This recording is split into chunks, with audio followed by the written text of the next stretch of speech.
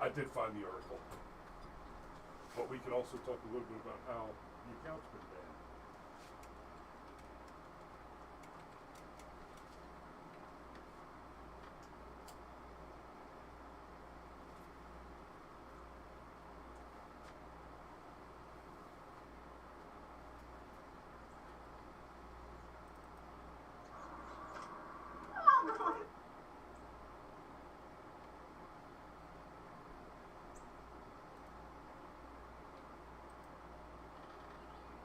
What was that? Did they have a horse at the wedding? No.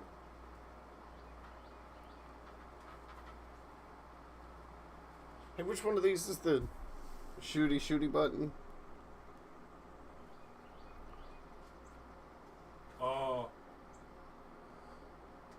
I think it's all the way on the left in the middle, next to memes.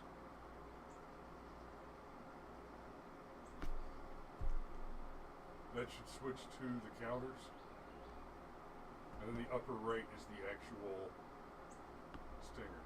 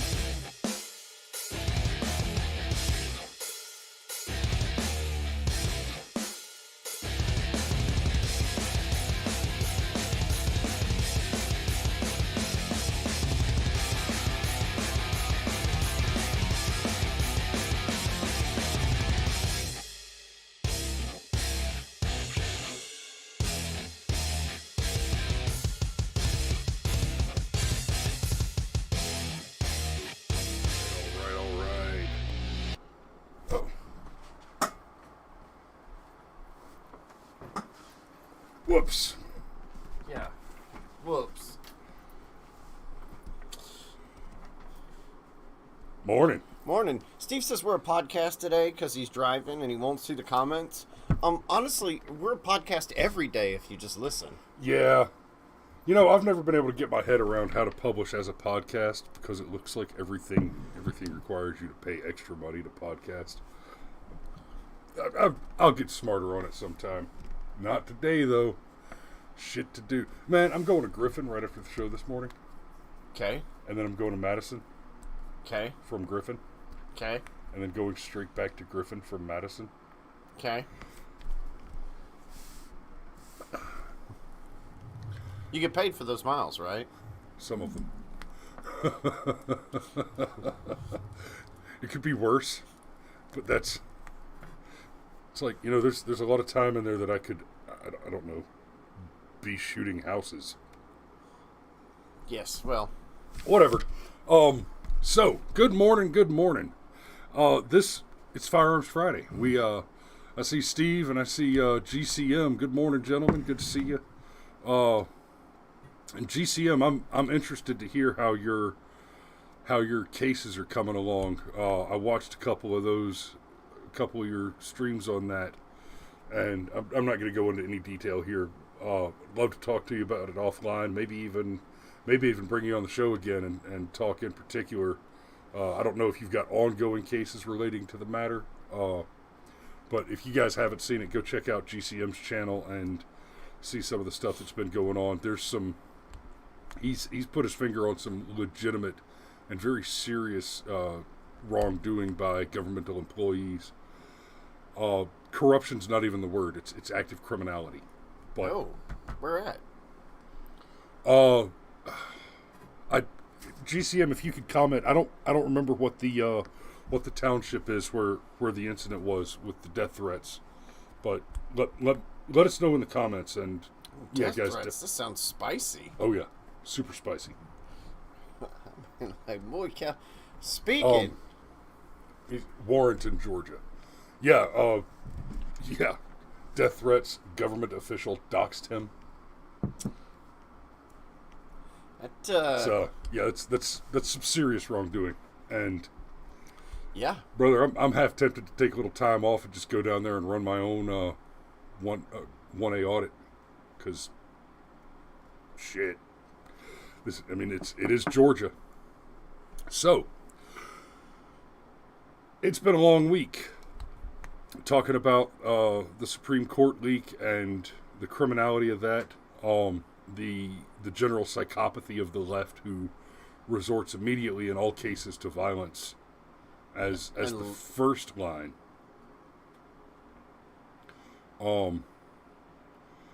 Yeah, see, yeah, GCM, give me a call later. Let's have a conversation, brother.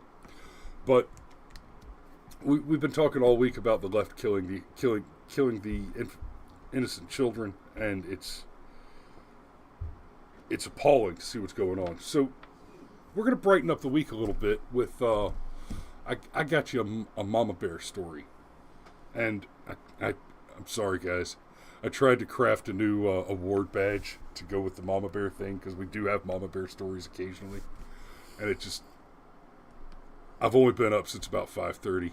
I couldn't get the render finished, but it's in progress. So we should have mama bear badges coming up before too long. But this morning we do in fact have a good mama bear story, and this one comes from my loving wife. And no, she didn't write it. She sent me the article. The article comes from 2A Daily News, which I'm digging 2adailynews.com. That's one worth checking out, guys. Go give them some support. Read some articles. Let them show you some ads. Because why not? So, Texas, gun-toting mama puts 2 bullets in burglar's chest, sending him to hell with a gaping, sucking wound. Children unharmed. Well, yeah, I hope so. So, is this a DOT or a DRT? Let's read. Let's read. San Antonio, a burglar is dead. I accept this. After being shot by a mother who was home with her 3 children on Thursday evening, April 28th. So basically the only reason we didn't cover the story last week is because they were still writing it when we did this show last Friday. Fox 29 San Antonio reported that a burglar broke into the woman's home just before 10 p.m. Thursday off Kashmir Place and Kellis Avenue. The thug broke into the back door, letting himself into the laundry room. The noise had alerted the resident, and by the time he tried to break into the main door leading into the home, she was ready for him. And this is one of the reasons I like 2A Daily News. The thug broke into the back door. If this happened in California, it would say the victim. Yes. The woman shot the man twice in the chest. The suspect was taken to the hospital but later died from his injuries. Okay, so we have a DOT. But I accept this. The man was later identified as 41-year-old Roman Rodriguez. Police late reported that when they arrived at the home, Rodriguez was sitting in a chair in the woman's backyard, bleeding from his gunshot wounds. Now you have a seat, honey. I'll be right with you. Rodriguez died en route to the hospital. According to the report, the woman will not be facing any charges due to the so-called castle doctrine, which is found in Texas Penal Code. Do the so-called castle... Okay. The castle doctrine is good law, but only just. And here's my reasoning there. If your life is in danger, I advise that you concern yourself with the law after your life is no longer in danger. Right? If judge by 12 as opposed to carry by 6. Exactly. Not everybody finds stories like this as heartwarming as we do. Yes, this is another thing that I love about these guys. Well, I'm gonna have to reach out to these guys and have a conversation about maybe getting some of them to come on and do a Firearms Friday show with us. Not everybody finds stories like this as heartwarming as we do. As recently as November 2020, Texas' castle doctrine was targeted for modification by Democrat State Representative Terry Mesa D. Irving. Mesa introduced House Bill 196, which would require a homeowner to exhaust the potential of safely retreating into their habitation before using deadly force in defense of themselves or their property. No. Absolutely no. Shit right up your nose, Terry Mesa. Listen, once you have come to my home, if you are standing in front of my home and making threats, that's enough. Why should I even be inconvenienced by criminal activities explicitly targeting me? Right? Forget about the threat of death. Forget about the question of safety. Why should I even be discomforted by evil people doing evil against me and my family and home? This is another case where the clear intent, just like the McMichaels, just like in Chauvin's case, just like in Rittenhouse's case, where the objective of the enemy is to make crime unprosecutable unless you are a white male who votes Republican, a straight white male who votes Republican. If you just put on a BLM frickin' plot armor logo t-shirt, they want you to be exempt from all prosecution up to and including the act of murder. No. If you come into my home, I will not exhaust... What was the language he used? Exhaust the potential of safe retreat into the habitation? No. No, I will exhaust the immediate means of your destruction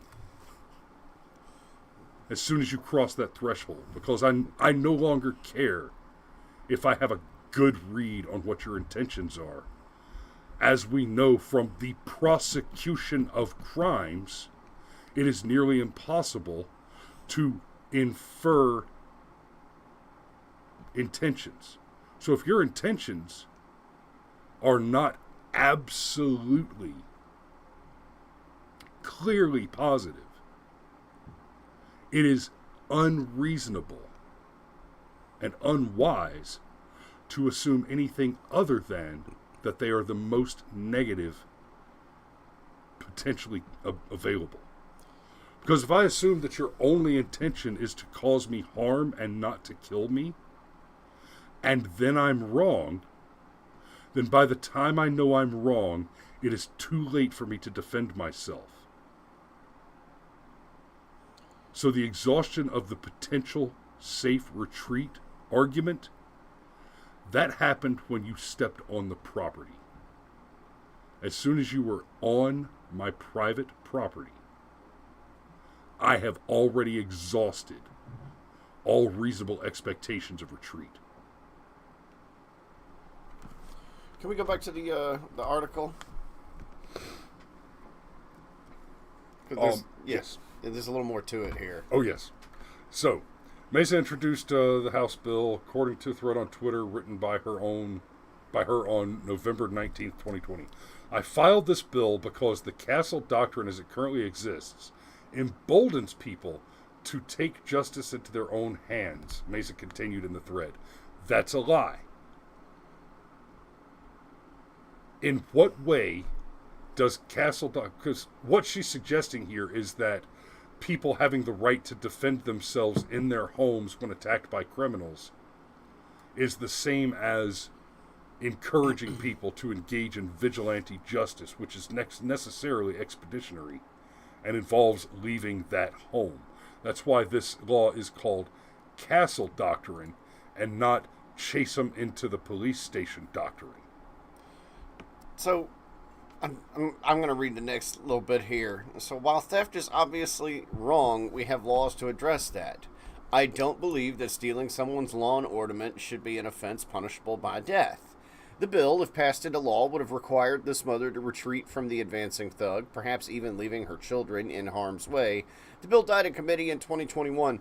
The left can't win these sorts of arguments without lying. They have to set up straw men to knock down because, oh, of course, no, die because you stole somebody's garden gnome. Well, that sounds absolutely preposterous. Who's going to argue with that? When in reality, that's not how these things happen. Right. The number of times that somebody has been killed by a homeowner because they were attempting to steal the homeowner's garden gnome, I have a statistical supposition. I bet it's less than the number of rape babies that are aborted.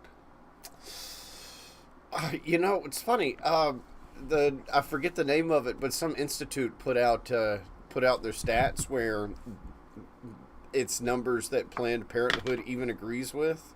Less than 1%. Less than 1% of abortions are rape babies.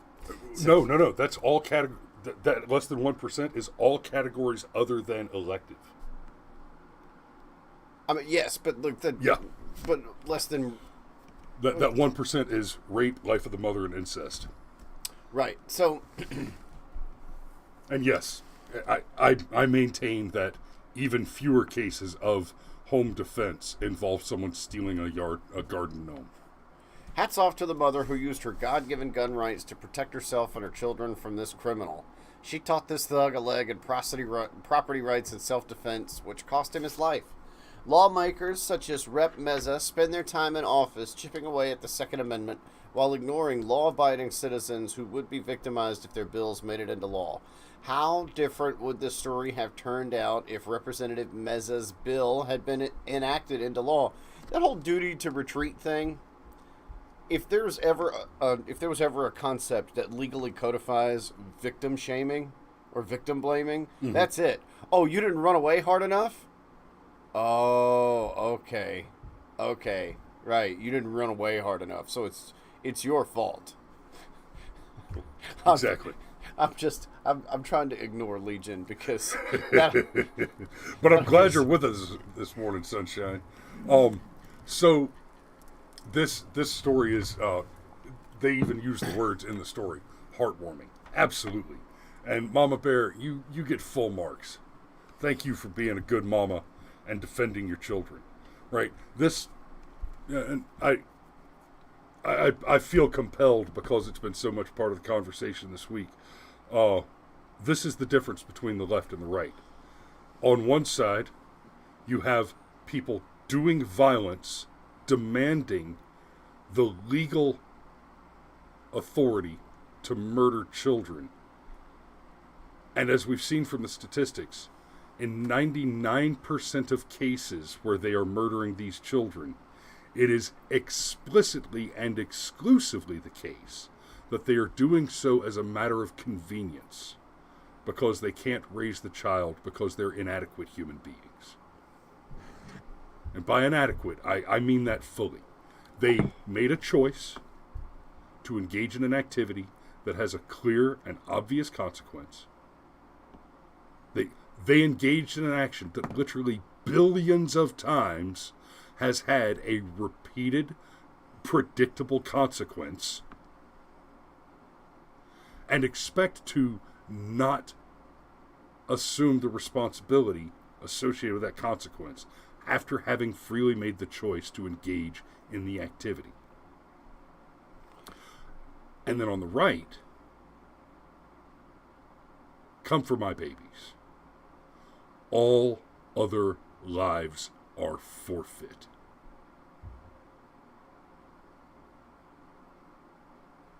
To the extent that it's within my ability, I will keep my children alive on the sender, if that's what it takes to defend their lives. And Steve points out, and I was going to interject this, the range that they use for the mother's health comes out to 6.8%. Yes, and that range includes financial health. Well, it's just you said everything was sub 1%, and according to their study, that's not accurate. No, I understand what you're saying, and you're correct. But that range includes, that 6.8% range includes financial health, which is exactly the thing that I just said. Of the 6.8% that includes the range of health, that includes the financial health, you're talking about people who can't afford the children, in which case it is still the case that the child is inconvenient in being murdered for that reason alone. Pretending that you're too broke to have children does not equal you're too broke to have sex is irresponsible and unreasonable. Beyond the tags, we do read Twitch when it comes up. We ban more users from Twitch than anywhere else, just because that apparently is where the bots live. But you, my friend, appear to be safe for now. Just don't try to sell me any cheap follows, and we'll probably do okay. And Legion points out they also include mental health in that number, and that's an incredibly malleable term, and it is. It is an incredibly malleable term, especially when you're talking about leftists attempting to justify unjustifiable arguments. So, do we have some more? We have a couple more DGUs. I don't know if we're going to get to them, though, because last Friday we covered the sheriff in Florida that apparently encouraged homeowners to practice so that home invaders would not survive the encounters. Well, he's back. Florida Sheriff Johnson, odds of burglar reoffending after being shot and killed are 0. Statistically speaking, he's not wrong. I want to move to Florida now so I can vote for this guy. Right.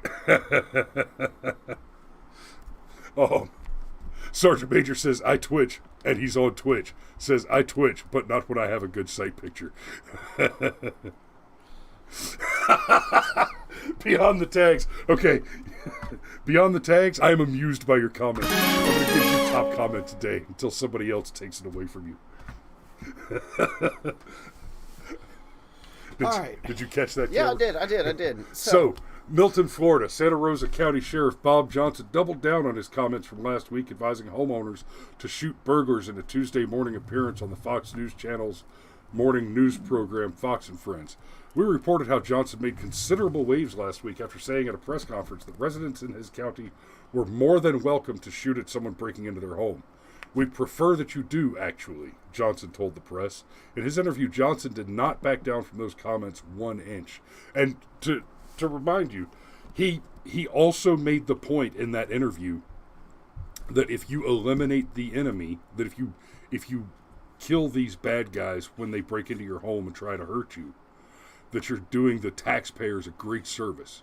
The case in question was a repeat offender who'd started his offenses and arrests and incarcerations and various probations and the like when he was like 13 or 14 and had been arrested what was it, nearly 24 times? Yeah, 17, 18 times.